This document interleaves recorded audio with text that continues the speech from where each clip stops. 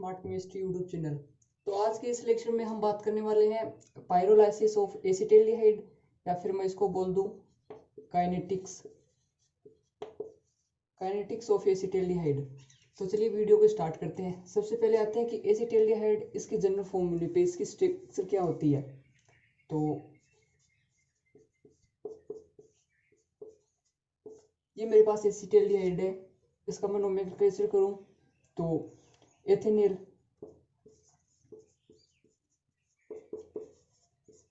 अब इसके पायरोलाइसिस या काइनेटिक्स की बात करते हैं।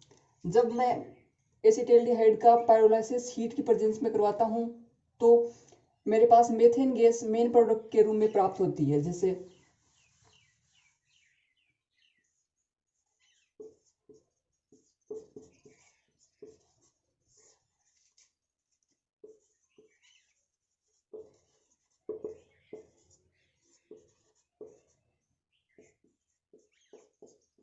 साथ में कार्बन मोनोऑक्साइड का भी फॉर्मेशन होता है।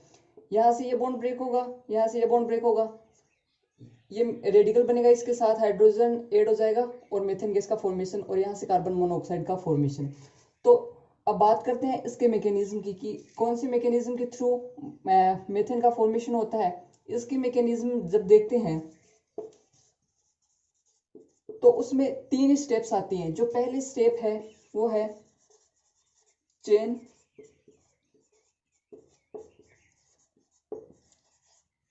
Initiation step. सेकंड है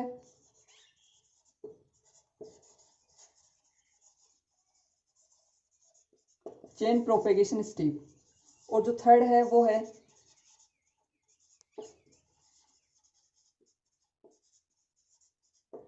चेन टर्मिनेशन स्टेप। इस वाली जो स्टेप है इसके अंदर जो चेन है उसका वो इनिशिएट होगी, चेन बनना स्टार्ट होगी। इसके अंदर चेन का प्रोपेगेशन होगा, बढ़ती चली जाएगी, लोंगेशन होगा। और जो थर्ड स्टेप है चेन टर्मिनेशन, इसके अंदर फ्री रेडिकल आपस में अटैच होकर चेन को टर्मिनेट कर देंगे, चेन वहीं समाप्त हो जाएगी और मैकेनिज्म भी कंप्लीट हो जाएगी। तो चलिए देखते हैं, पहले देखते हैं chain initiation step. Chain initiation पहली स्टेप में आते हैं चेन इनिशिएशन स्टेप में। तो यहाँ से एसिटाल्डिहाइड फर्स्ट स्टेप है सोलेट कांस्टेंट K1। यहाँ पे एक तो मेथिल रेडिकल का फॉर्मेशन होगा, साथ ही साथ एक और रेडिकल का फॉर्मेशन हो जाता है। अब जो दूसरी वाली स्टेप है चेन प्रोपेगेशन, इसके अंदर 2 स्टेप्स आती हैं। पहली स्टेप में क्या होगा, यहाँ पे जो मेथिल रेडिकल है वो रिएक्ट करेगा किसके साथ, एसिटाल्डिहाइड के साथ। सेकेंड नंबर स्टेप है सोलेट कांस्टेंट K2। यहाँ पे सेकेंड स्टेप में क्या होगा, मेन प्रोडक्ट का फॉर्मेशन होगा। मेन प्रोडक्ट अपना मीथेन गैस होती है CH4। यहाँ से CH4 का फॉर्मेशन हो जाता है, साथ में एक फ्री रेडिकल का फॉर्मेशन हो गया। अब ये वाला जो फ्री रेडिकल है, जो सेकेंड स्टेप है चेन प्रोपेगेशन, उसी के अंदर एक दूसरी स्टेप है, उसमें ये वाला फ्री रेडिकल काम में लेंगे। और यहाँ से मेरे पास एक मेथिल रेडिकल और साथ में कार्बन मोनोऑक्साइड जो कि अपना प्रोडक्ट है उसका फॉर्मेशन हो जाता है। अब जो थर्ड स्टेप आती है चेन टर्मिनेशन, जिसमें 2 फ्री रेडिकल आपस में अटैच होकर चेन को टर्मिनेट कर देंगे, वहीं जो श्रृंखला है उसका समापन हो जाता है। यहाँ से ये जो मेथिल रेडिकल है, 2 मेथिल रेडिकल आपस में अटैच होकर जुड़कर एल्केन का फॉर्मेशन कर लेंगे और यहाँ से चेन टर्मिनेट हो जाएगी। सो ये वाली चेन इनिशिएशन, ये 2 स्टेप जो है वो प्रोपेगेशन के अंदर और ये टर्मिनेशन के अंदर इंक्लूड की गई है। ये वाली जो मैकेनिज्म है मैंने यहाँ पे इसको लिख लिया है क्योंकि ये अपनी इस पूरे इस वीडियो के अंदर काम में आने वाली है। अब देखते हैं रेट ऑफ डिकम्पोजिशन।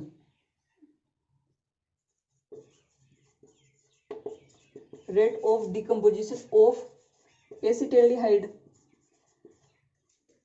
जो एसिटाल्डिहाइड का रेट ऑफ डिकम्पोजिशन है वो किसके इक्वल होगा, equal to formation of CH4।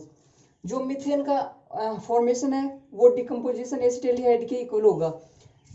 जितना डिकम्पोजिशन एसिटाल्डिहाइड का होगा उतना ही फॉर्मेशन मीथेन का होगा। सो यहाँ से जैसे इसमें डिकम्पोजिशन हो रहा है एसिटिल्डिहाइड का, इसलिए माइनस यूज किया। यहाँ से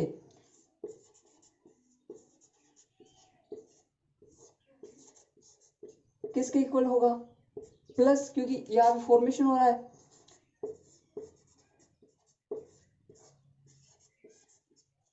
जितना डिकम्पोजिशन एसिटिल्डिहाइड का होगा उतना फॉर्मेशन मीथेन का होगा।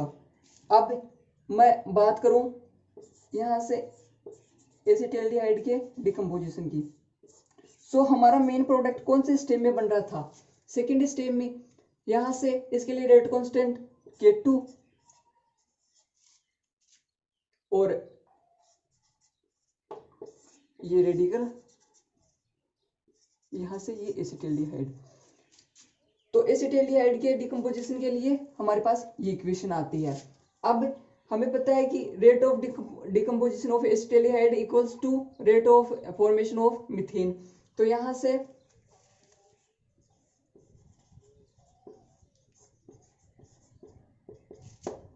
इसके इक्वल्स टू क्या होगा, ये वाली इक्वेशन आ जाएगी।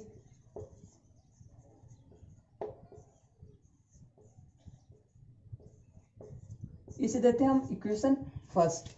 यहां से मेरे पास rate of formation of methane आ गया है। अब यहां से मेरे पास rate of formation of methane जो है इसका आ गया। अब मैं अप्लाई करता हूं एसएसए। जब मैं एसएसए अप्लाई करता हूं फ्री रेडिकल्स पे, सबसे पहले मैं करता हूं मेथिल पे, जो मेथिल रेडिकल है उस पे एसएसए अप्लाई करता हूं। तो यहाँ पे सबसे ज्यादा बच्चों को दिक्कत आती है कि यहाँ से अप्लाई कैसे करते हैं। तो जिस जिस स्टेप में मेथिल रेडिकल का फॉर्मेशन हो रहा है या डिकम्पोजिशन हो रहा है वो हम काम में लेते हैं यहाँ पे लिखने के लिए। तो लिखते कैसे हैं, अगर हमारा मेथिल रेडिकल का प्रोडक्शन हो रहा है या फॉर्मेशन हो रहा है तब तो प्लस यूज करते हैं, और अगर उसका डिकम्पोजिशन हो रहा है तो माइनस यूज करते हैं और साथ में रेट कॉन्स्टेंट लिख देते हैं।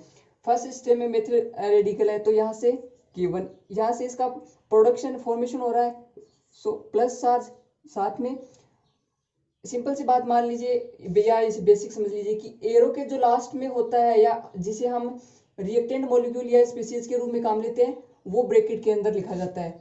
तो यहाँ से एसिटिल्डिहाइड। अब सेकेंड स्टेप में आते हैं, इसमें भी मेथिल रेडिकल है बट इसमें इसका डिकम्पोजिशन हो रहा है, सो यहाँ पे माइनस K2। अब मैंने बताया कि जो एरो के लास्ट में होता है उसको लिखते हैं, यहाँ से methyl radical into third step में भी मेथिल रेडिकल है, इसमें फॉर्मेशन हो रहा है, सो प्लस K3।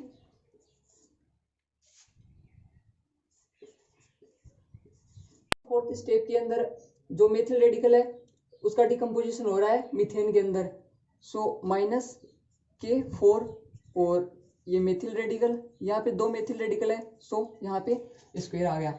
अब मैं ऐसे से अप्लाई करूं जो रेडिकल था इस पे, फर्स्ट स्टेप के अंदर है नहीं, छोड़ देंगे। सेकेंड स्टेप के अंदर है, यहाँ पे इसका प्रोडक्शन हो रहा है, सो प्लस आएगा, प्लस को लिखने की जरूरत नहीं है, K2।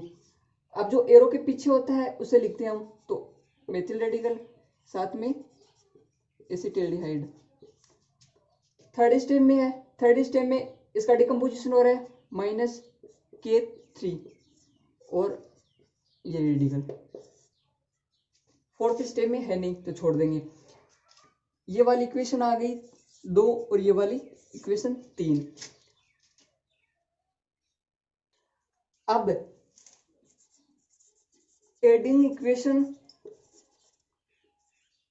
2 एंड 3, जब मैं इक्वेशन 2 और 3 को ऐड करता हूं तो मेरे पास क्या आएगा, यहां से K1CH3CHO, एक बार इनको काट देते हैं जो करता है। यहाँ से K2 की जो वैल्यू है नेगेटिव है, यहाँ से पॉजिटिव है, साथ में सेम वैल्यू आ रही है आगे, यहाँ से K2 से K2 कैंसिल, यहाँ से K3 पॉजिटिव में है, यहाँ से नेगेटिव में, जब इनको ऐड करूंगा तो positive negative cancel, same value है।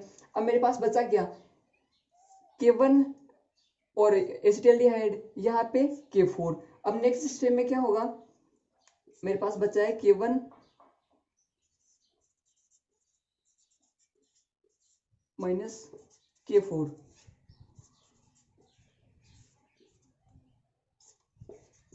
इक्वेशन 4, ये वाली इक्वेशन 4 आती है जब मैं इक्वेशन 2 और 3 को ऐड करता हूँ। मैंने यहाँ सीधा दो जो कट रहा था वहां से कैंसिल कर दिया। अब नेक्स्ट स्टेप देखते हैं। अब यहाँ से जब मैं K4 का ट्रांसफर उस साइड में करता हूँ सो पॉजिटिव वैल्यू के अंदर चेंज हो जाएगी ये, तो CH3 यहाँ से K4 स्क्वायर यहाँ से। अब K4 को मैं एक बार इस साइड में लिख लेता हूँ, K1 CH3 CH2।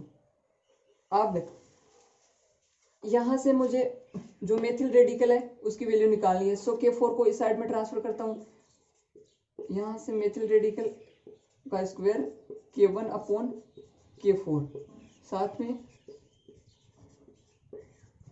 अब मुझे केवल मेथिल रेडिकल की वैल्यू चाहिए, यहाँ पे स्क्वायर है तो जब मैं इसका स्क्वायर हटाऊंगा तो इस पे ये इसका हाफ हो जाएगा।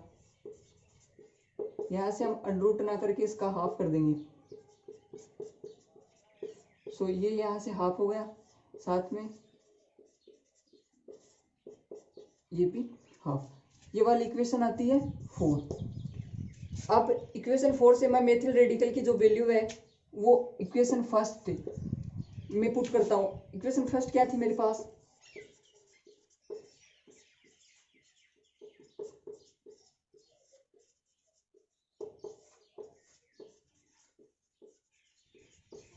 ये वाली इक्वेशन फर्स्ट थी। सो इक्वेशन फर्स्ट के अंदर जब मैं मेथिल रेडिकल है इसकी वैल्यू इक्वेशन 4 से पुट करता हूँ। मैं जब मेथिल रेडिकल की वैल्यू पुट करते हैं तो K2 K1 अपॉन K4 इसकी हाफ होगी। यहाँ से जब एसिटाल्डिहाइड की यहाँ पे एक वैल्यू है, यहाँ पे हाफ है, जब ये मल्टीप्लाई होंगे आपस में तो यहाँ पे घाते जुड़ जाएंगे तो 3/2। अब जो नेक्स्ट स्टेप है उसमें D इक्वल्स टू K और CH3 CHO 3/2। यहाँ से K रेट कांस्टेंट है, जो रिएक्शन ओवरऑल रिएक्शन है उसका रेट कांस्टेंट है और उसकी वैल्यू क्या है K2 into K1 upon K4 1/2। ये रेट कांस्टेंट K की वैल्यू है। अब यहाँ से DCH4 सॉरी टोटल जो रेट ऑफ रिएक्शन होगा, टोटल रेट ऑफ जो रिएक्शन होगा वो 3/2 होगा, क्योंकि इसमें जो एसिटाल्डिहाइड है उसी का डिकम्पोजिशन हो रहा है और इसकी जो क्वांटिटी है वो 3/2 है। सो ऑल ओवर जो इसमें रेट ऑफ रिएक्शन होगा वो 3/2 होगा। इस प्रकार से एसिटाल्डिहाइड का पायरोलाइसिस या फिर काइनेटिक्स किया जाता है। वीडियो कैसा लगा कमेंट बॉक्स में जरूर बताएं, लाइक जरूर करें और अगर स्मार्ट केमिस्ट्री यूट्यूब चैनल पर नए हैं तो प्लीज़ सब्सक्राइब जरूर कर लें।